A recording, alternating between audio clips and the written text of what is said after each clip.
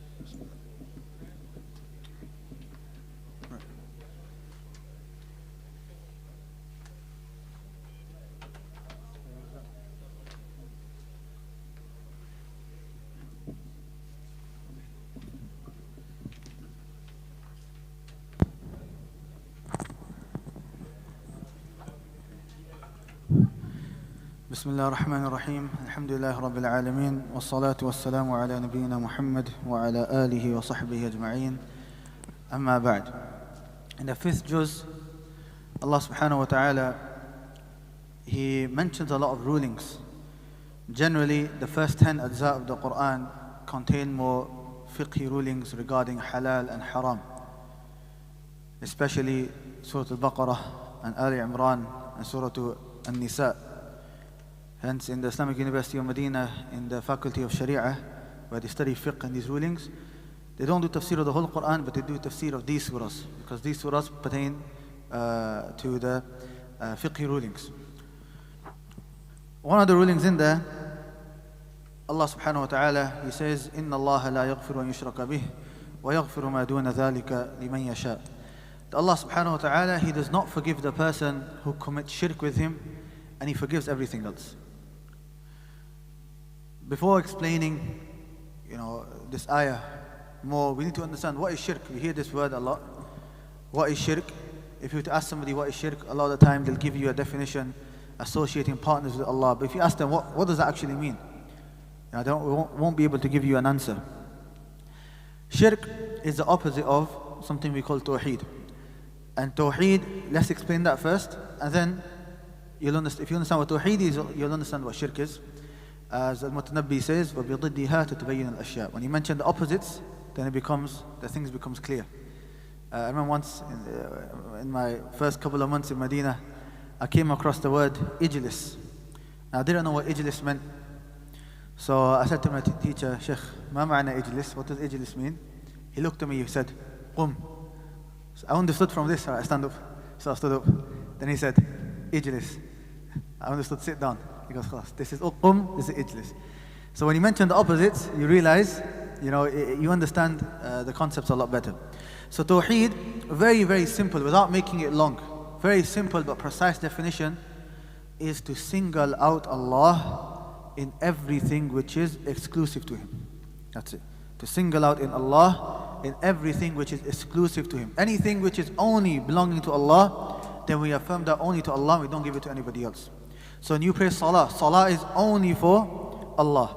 You direct that salah to anybody else, then you're no longer establishing tawheed. And that includes even showing off. you beautify your salah because Imam is watching you, your dad's watching you, whoever the case may be. You're not praying for Allah, you're praying for that person. So you've given that which is exclusive to Allah to other than Allah. So you've not established Tawheed. Likewise, slaughtering, you slaughter only for Allah subhanahu wa ta'ala. And likewise all of the other acts of worship, because worship is only for Allah. And also establishing that Allah subhanahu wa ta'ala is the only creator and the only provider and the only one who gives life and the only one who takes life and so on. These things are only Allah subhanahu wa ta'ala. You attribute that to anybody other than Allah, then you haven't established Tawheed. And if you've established it only for Allah, then you've established Tawheed. So that's what Tawheed is simply. Anything which is exclusive to Allah, you establish it and affirm it only for Allah subhanahu wa ta'ala, and you negate it from everybody and everything else. Sometimes they add on to the definition, the rest of it, from His Lordship, worship, names, attributes, rububiyyah. That is an explanation of what we mentioned. That's extra information. Okay? The actual definition is to single out Allah and everything which is exclusive to Him. Right? If that's Tawheed, the opposite is shirk. So, if singling out Allah and everything which is exclusive to Him is shirk, then making anything which is exclusive to Allah for other than Allah is shirk. Singling out Allah and that which is exclusive to Him is Tawheed, and giving something which is exclusive to Allah to other than Allah, that is shirk. Does that make sense? Is that clear? Anything which is only for Allah, depends where you put it. You give it to Allah, Tawheed. You give it to other than Allah, shirk. And this concept of shirk and Tawheed, you'll find that this is what the religion is based upon. This is the foundation of the religion. Everything else is secondary. So the greatest command in the Quran is the command of Tawheed. In fact, that's the reason why Allah created us. وَمَا خَلَقَتُ الْجِنَّ وَالْإِنسَ إِلَّا لِيَعْبُدُونَ. I have not created jinn or mankind except to worship me alone. And worshipping Allah alone is Tawheed, because worship is only for Allah. Giving it to Allah is Tawheed. And likewise, the greatest prohibition in the Quran is shirk. And the greatest sin in Islam is shirk. A lot of the time, if you were to ask somebody what's the greatest sin, they'll say things like killing someone, adultery, stealing, and so on. But that's all incorrect. All of them come after shirk. Shirk is the worst. And that's not me saying it. The Prophet ﷺ said it. When he was asked, أَيُّ الذَّنْبِ أَعْظَمُ عِنْدَ اللَّهِ, which is the greatest sin according to Allah? He said, أَن تَجْعَلَ لِلَّهِ نِدًّا وَهُوَ خَلَقَكَ, to make a partner with Allah whilst He has created you. A partner with Allah meaning, putting someone on the same level as Allah, and just as you give something to Allah, you give it to other than Allah, i.e. shirk. So the Prophet's answer was, the greatest sin is shirk. Likewise, the famous hadith of the 7 major sins, what's the first thing that the Prophet mentions? Ash-shirku billah. Shirk. So shirk is the greatest sin.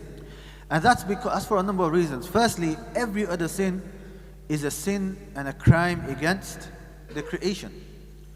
But shirk is a crime against Allah subhanahu wa ta'ala, against the Creator. And it's also from the greatest forms of defiance against Allah. Because Allah has created you for this purpose, and you've said, nah, Allah, the reason you created me, I'm not doing that, I'm doing other things. And also, there's no benefit to shirk. There's nothing calling you to shirk. You commit shirk, what have you gained out of it? You've slaughtered for somebody else, you've prayed to somebody else, whatever you've done, what have you benefited? At least the other sins, you can understand some sort of benefit. You steal, right? You've gained some money. You can understand it at least, right? Adultery, there was some pleasure in there, something was there. But with shirk, what is there? Nothing. And on the Day of Judgment, when you come, Allah will say, go to that person you commit shirk with, go get the reward from him, and that person won't give you anything. And also there's a hadith of Prophet ﷺ narrated in Sunan. He gave a beautiful example of shirk. He said, if you saved up money, gold and silver, from your hard work that you have put in, and you've gathered all of this gold and silver, and then with all of that money that you've accumulated, you go and you buy a slave in a time where there were slaves. So you buy a slave and that slave is yours. And then you look after that slave. You clothe him, you feed him, you teach him, you nurture him, you look after him. And then you give him the keys to your business. And you say, this is my business, look after it. Any profit that you make, just bring it back to me, and then we can sort out, how much, who gets what, and what the percentage is. But whatever profit you make, bring it back to me. So then what happens? The slave, he goes, he takes care of your business, makes money, makes profit, but then he gives that profit to somebody else. And the Prophet said, which of you would like for your slave to do that to you? So likewise, we are all slaves of Allah. And Allah created us, and Allah provided for us, and Allah nurtured us from the time when we were in the stomachs of our mothers. And then when we were young, how food came to us in the stomach of our mothers. Then when we were born, how we would get food from our mothers. And then we start eating slowly. And how Allah nurtured us intellectually as well. And how slowly we learned. Allah took care of us. And then when it comes to worship, direct it and you worship somebody other than Allah subhanahu wa ta'ala. And the Prophet said, which of you would like your slave to do that? So the greatest sin is shirk.